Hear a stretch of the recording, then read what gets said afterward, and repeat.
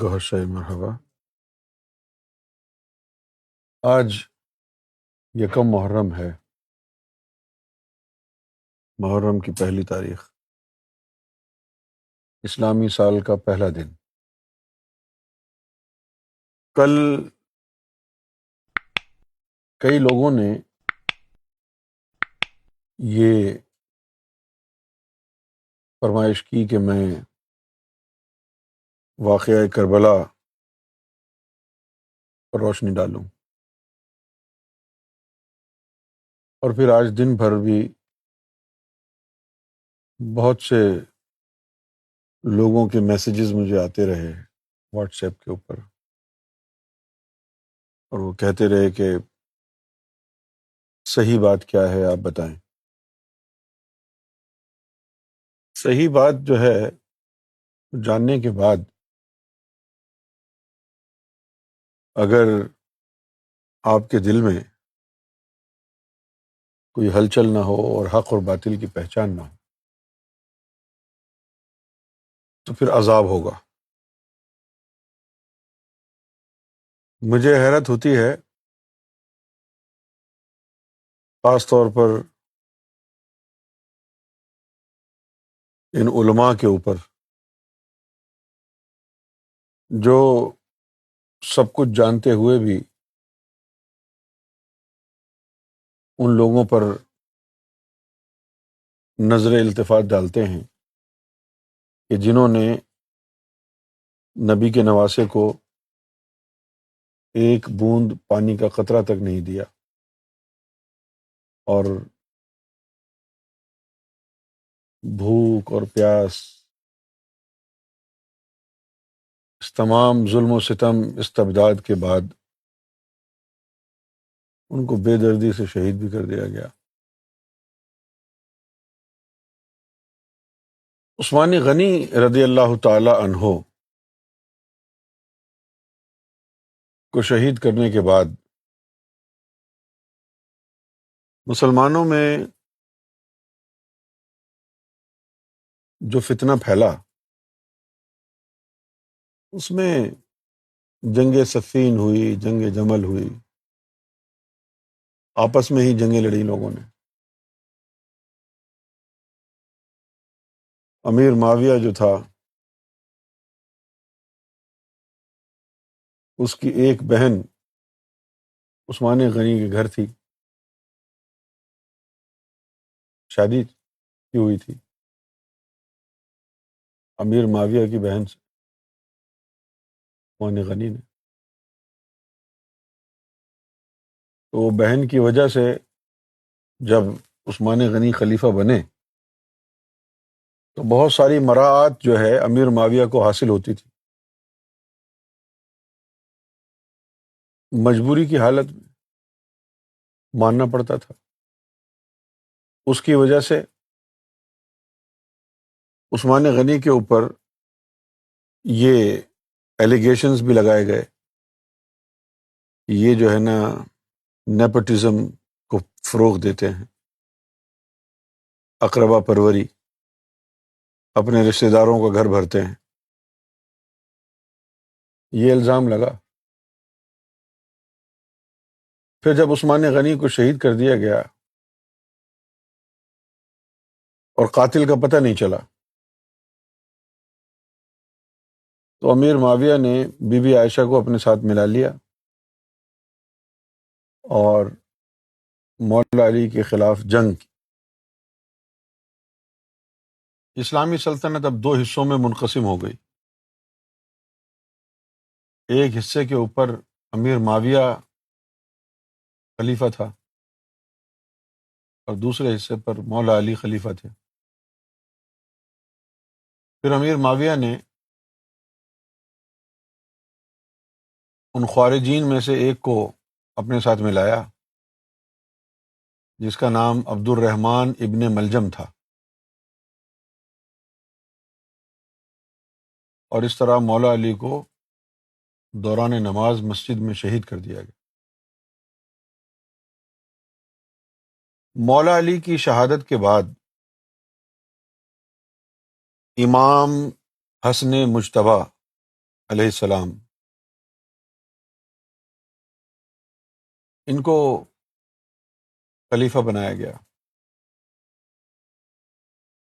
کچھ عرصہ یہ خلیفہ رہے،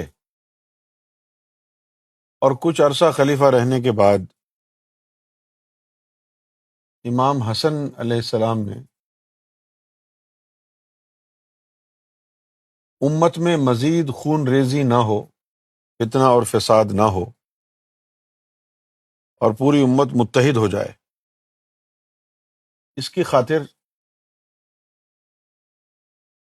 امام حسن مجتبیٰ علیہ السلام نے امیر معاویہ کے ساتھ ایک معاہدہ کیا،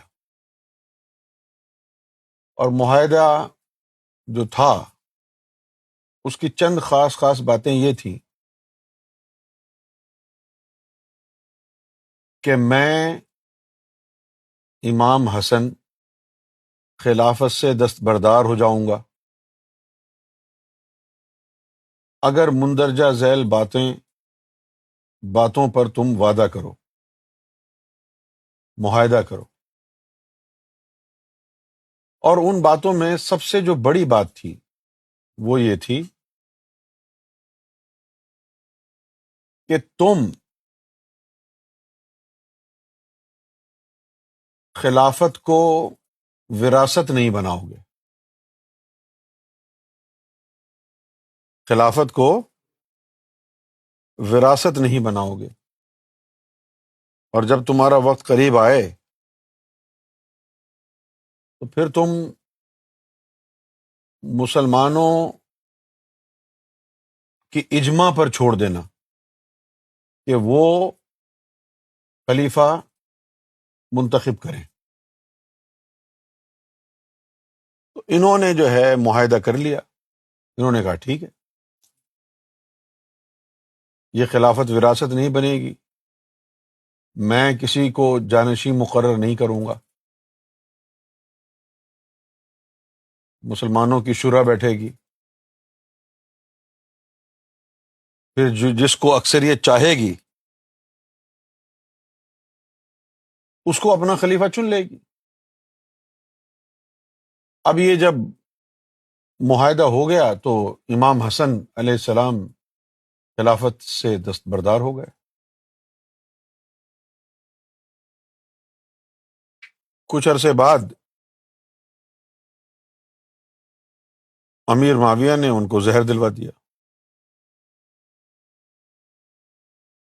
امام حسن کو زہر دلوا دیا۔ 50 ہجری میں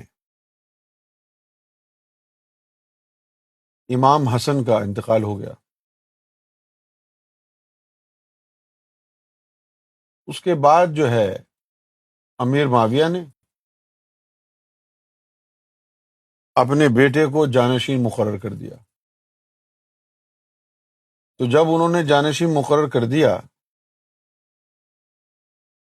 تو جیسا کہ آپ کے علم میں ہے کہ مسلمان جو تھے اس وقت دو دھڑوں میں تھے، ایک پر یعنی مولا علی کی خلافت تھی، ایک پر، دوسرے پر امیر معاویہ کی تھی۔ پھر مولا علی کی شہادت کے بعد جب امام حسن خلیفہ بنے تو انہوں نے امت کے اتحاد کے لیے خلافت سے دستبردار ہونا بہتر سمجھا، گوارا کیا، اور ان شرائط کے ساتھ خلافت سے دستبردار ہوئے کہ تم خلافت کو وراثت نہیں بناؤ گے،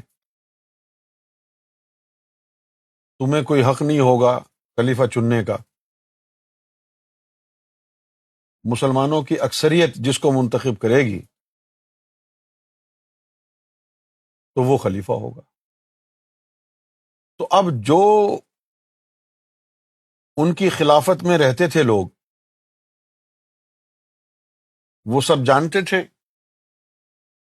کہ معاہدہ کیا ہوا ہے، لہٰذا جب امیر معاویہ نے اپنے بیٹے کو جانشین مقرر کیا تو وہاں پر جو ہے خلفشار کی صورت پھیل گئی، وہاں پر سورشیں ہوئیں، وہاں پر جو ہے یعنی زبانی کلامی لوگ جو ہے بدکنے لگے. عمر بن خطاب کا بیٹا ابو بکر صدیق رضی اللہ تعالی عنہ کا بیٹا، یہ بڑھ چڑھ کر آگے نکلتے، بڑھ چڑھ کر، اور امیر معاویہ اور یزید کی مخالفت کرتے، بڑھ چڑھ کر. ہم۔ یہ دائیں بازو تھے امام حسین کے. اب جب یہ سارا کچھ ہو رہا ہے، جانشین مقرر کر دیا ہے، اور اس کے اعلان کے بعد ہی جو ہے وہ مسلمانوں میں پھوٹ پڑ گئی. اہل کوفہ نے خطوط لکھنے شروع کر دیے کہ بھئی انہوں نے معاہدے کی خلاف ورزی کی ہے. بہت بڑے بڑے جلیل القدر صحابہ جو تھے ان کو بھی خرید لیا امیر معاویہ نے. لیکن بہت سے ایسے تھے کہ جنہوں نے کہا کہ انہوں نے تو معاہدے کو پامال کیا ہے، جو معاہدہ ہوا تھا وعدہ خلافی کی ہے.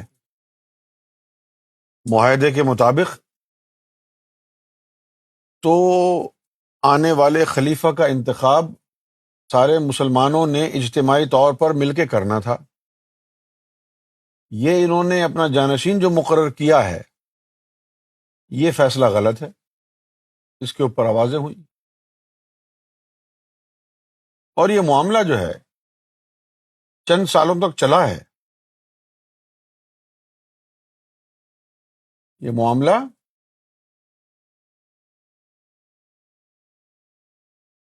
ایک وقت ایسا بھی آیا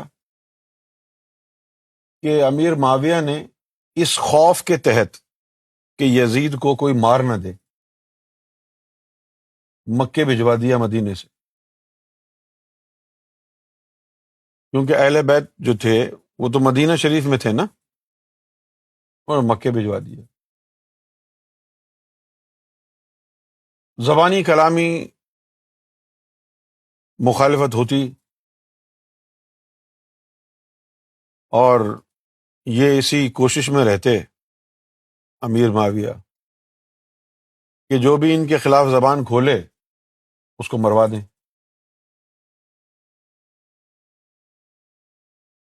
پھر امیر معاویہ کا انتقال ہو گیا.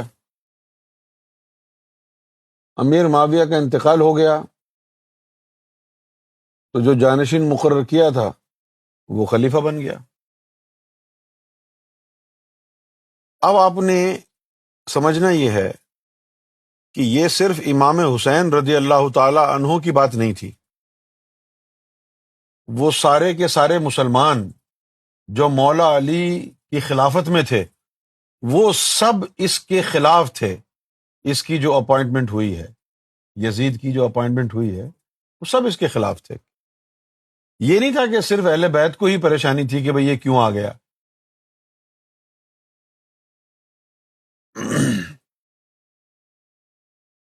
اب وہاں تحریک چل رہی تھی، مدینے میں، مکہ میں تحریک چل رہی تھی کہ ہم اس کو نہیں مانتے.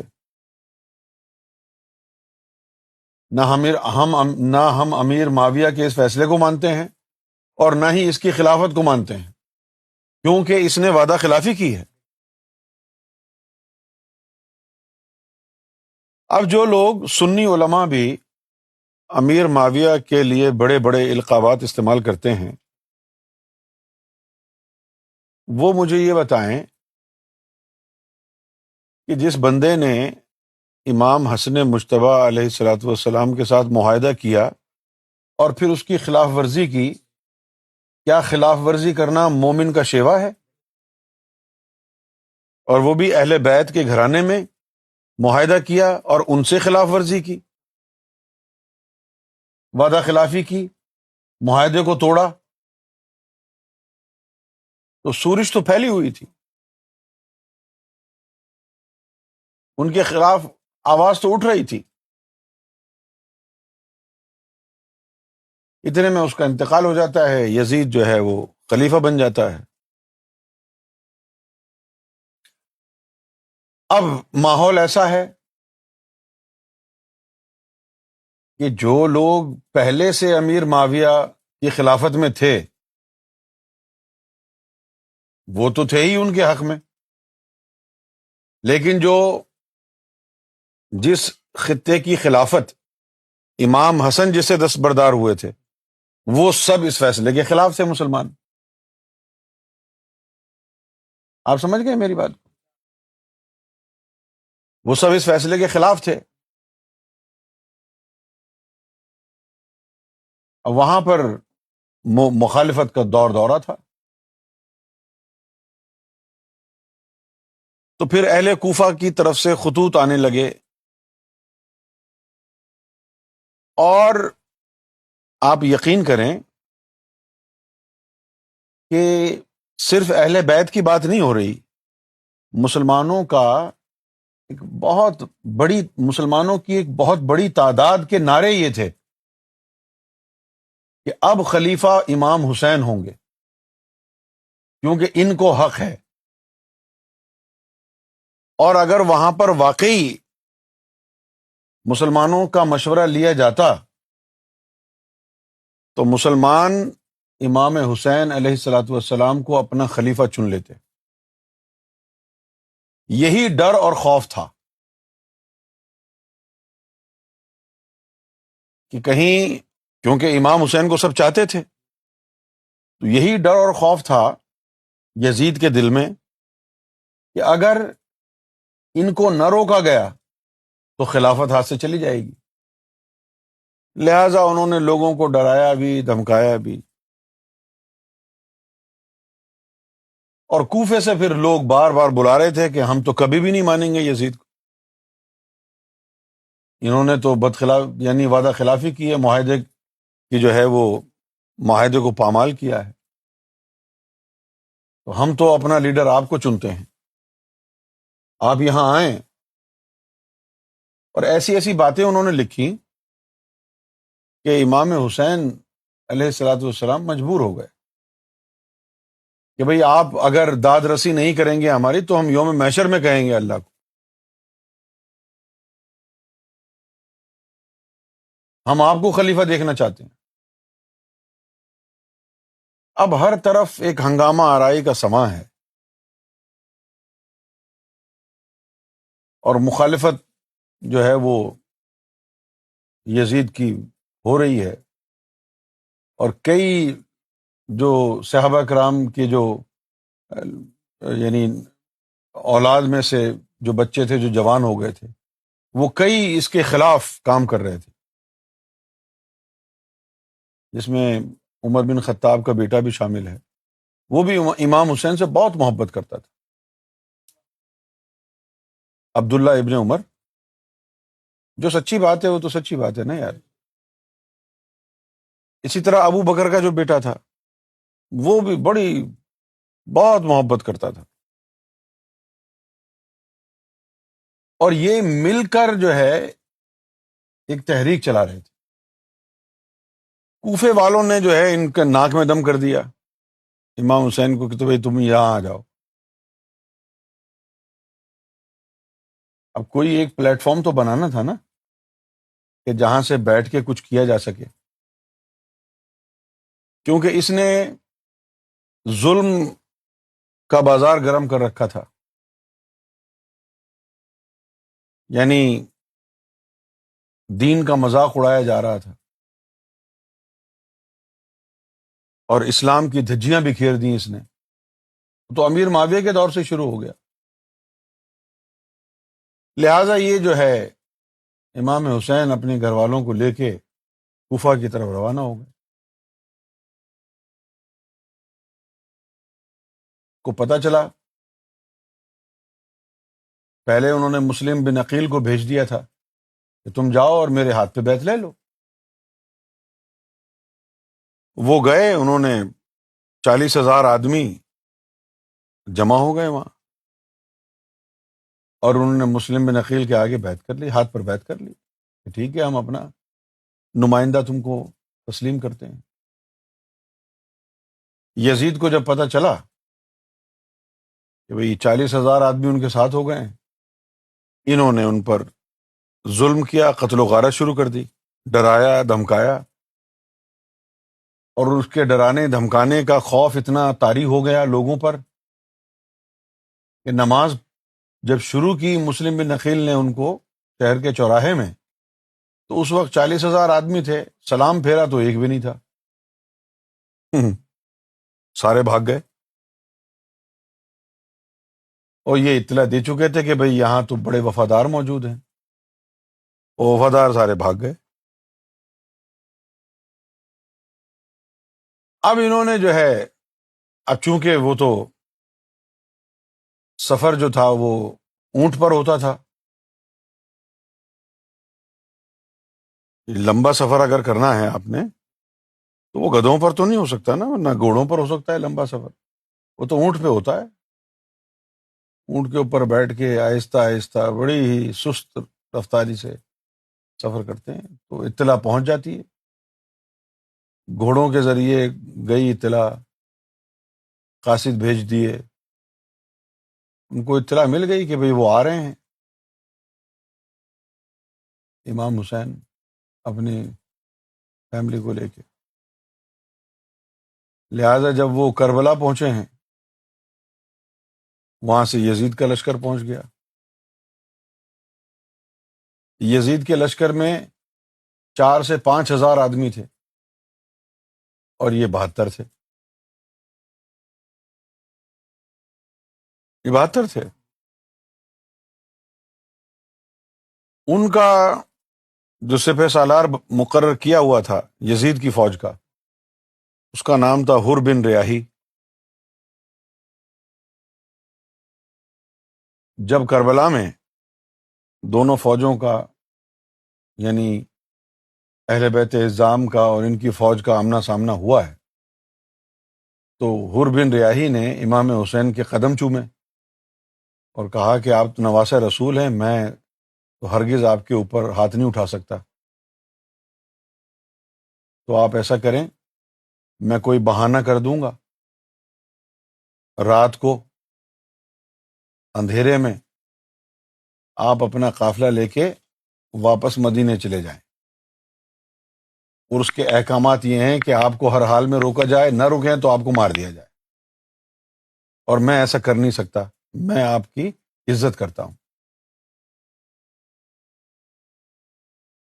تو امام حسین نے کہا چلو ٹھیک ہے، دیکھتے ہیں۔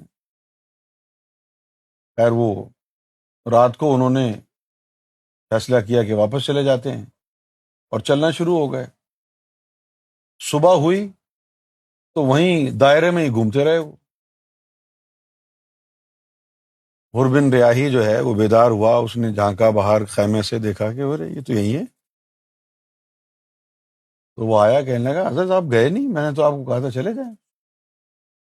تو انہوں نے کہا جی ہم تو گئے تھے، صبح ہوئی تو یہیں کھڑے تھے، ہم تو گھومتے رہے ادھر ہی۔ تو اس نے کہا کہ چلو کل چلے جائیے۔ 3 دن تک یہی ہوتا رہا، وہ اسی میدان میں گھومتے رہتے۔ صبح ہوتی تو وہ کہتا یار آپ تو گئے ہی نہیں۔ بالآخر وہ بھی، اس کے اوپر بھی جو ہے نبی پاک صلی اللہ علیہ وسلم کا کرم ہو گیا حر بن ریاحی کے اوپر۔ جب اس نے دیکھا کہ بھئی اب یہ نہیں جا رہے ہیں، کوئی مسئلہ ہے، تو پھر اس نے کھلے عام اعلان کر دیا کہ میں امام حسین کا ساتھی ہوں، اور وہ امام حسین کے ساتھ شامل ہو گئے۔ تو ان لوگوں نے وہی تمام چیزیں کی، یزید کی فوج نے، جو مشرکوں اور کافروں سے جنگ کرتے وقت کی جاتی تھی، وہی تمام چیزیں کی، بلکہ اس سے زیادہ کی۔ ان لوگوں کے 80 یا 82 لوگ مارے گئے، اور یہاں امام حسین کے تو 72 نفوس تھے، چند اور آ گئے، لہٰذا 138 ہو گئے تھے۔ انہوں نے امام حسین کی شہادت کے بعد ان کے خیموں کو آگ لگا دی اور اہل بیت اعظام کی جو خواتین تھیں، ہماری مائیں تھیں، ان کی چادریں چھین لی. امام حسین کی جو ہمشیرہ ہیں زینب، ان کی چادر چھین لی. بہت برا سلوک ہوا، بہت برا سلوک ہوا.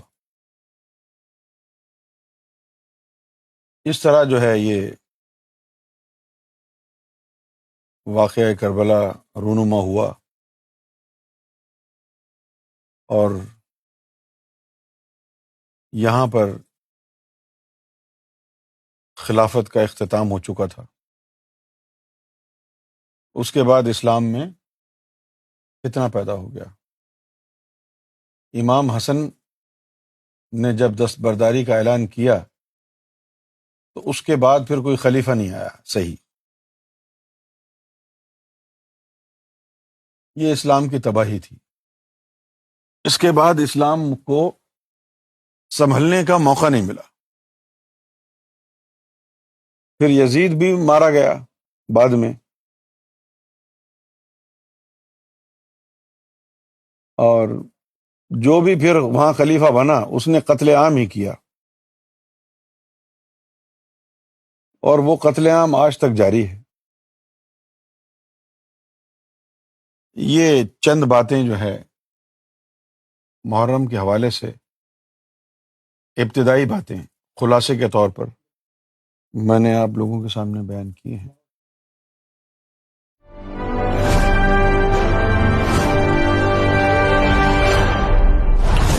TV, bringing light, love, and peace in your life.